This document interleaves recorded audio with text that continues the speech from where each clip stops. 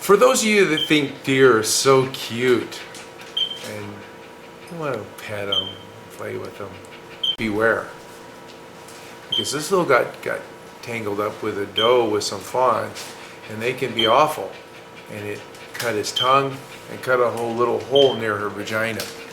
So, this little hole near her vagina, that flap sticking up there, and we're just going to cut that off because we want it to freshen it up and it to look nice like it did before it got cut. We're going to also cut the areas, just freshen it up. It looks worse than it did when I started, but actually we flushed it out and washed it out really good with soap and water. And then I'm going to put a drape on it now. I've got it all cleaned out so I can see what I'm going to do. And we're going to sew it up. The first suture is a suture under the skin called the subcutaneous suture, and it kind of helps eliminate unwanted space and pulls the edges together of that big old hole that I made when I freshened up the edges in that cut that bad deer made. So I'm going to cut these sutures, and they stay under the skin. They hold it together real nice, and then I'm going to go over the top with skin sutures. Doesn't that look pretty? It looks like a scalloped edge. Well, we'll start up here where the wound starts.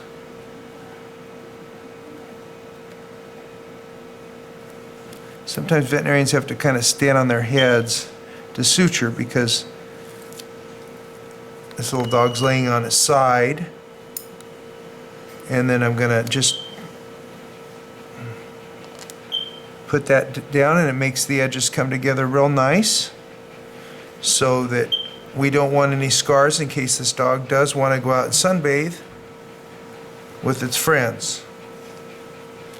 So you can see the wound is now completely sutured with skin sutures and should heal up nicely.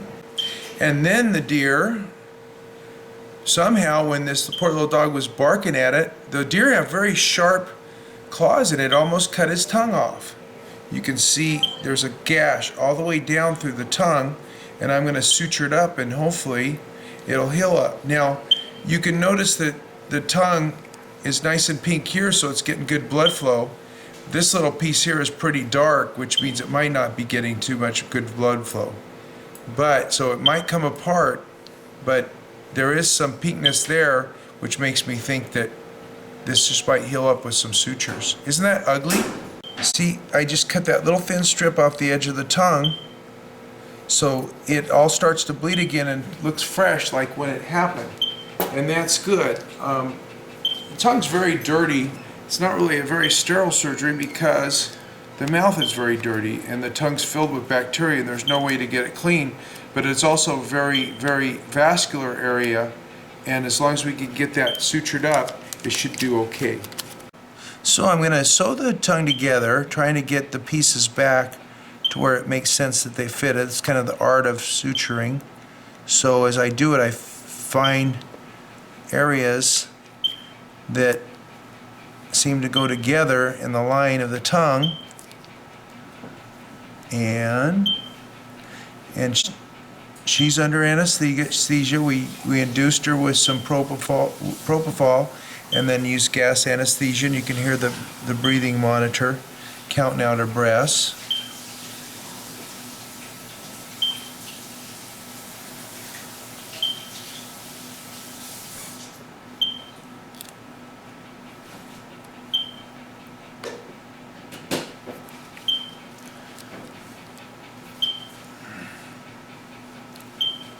So first I kind of tack it where I think it's going to line up, because you don't want to put a whole bunch of sutures in and get a big wrinkle. Not too many people would want a wrinkled tongue. It's almost a tongue piercing.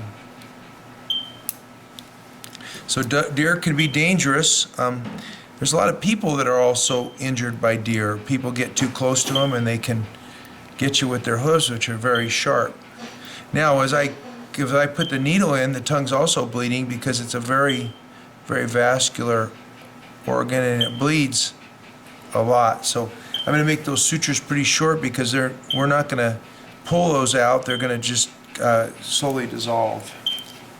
So the finished result is that the tongue's kind of squished up. This area might not make it, which means this still piece of tongue might die. It might always have a nice little hook in it, but we hope that it heals from the middle. And so we got this one coming down like that with all these knots, and then underneath we have also, we had to put some sutures in here.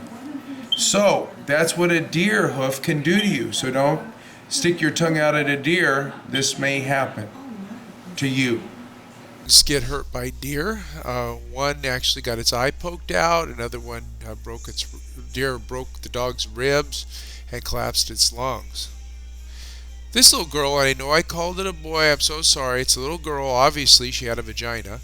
Got a little laceration by her vagina. Now, the owners cleaned it up, and you can clean up wounds like that with soap and water, but be real careful because animals can be painful.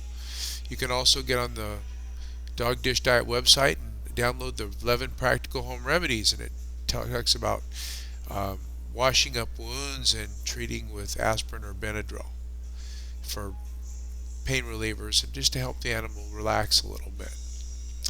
So be careful with deer. They can get really aggressive, but it's just nature's way of them protecting themselves, so we can't blame them.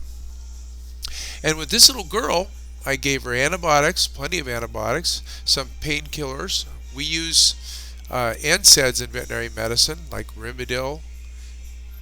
We use Deramax and Previcox. You can't use it's an ibuprofen type of drug, but you can't use human ibuprofen because it can cause harm to dogs. But you can use a little aspirin.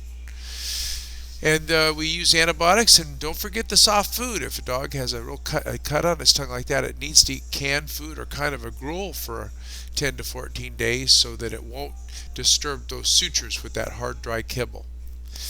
Anyway, check out my website, Dog Dish Diet. Like I said, you can download the 11 Practical Home Remedies, and you can feed your dog a little better to prevent or treat skin problems, ear problems, bladder problems, or seizures. Have a great day.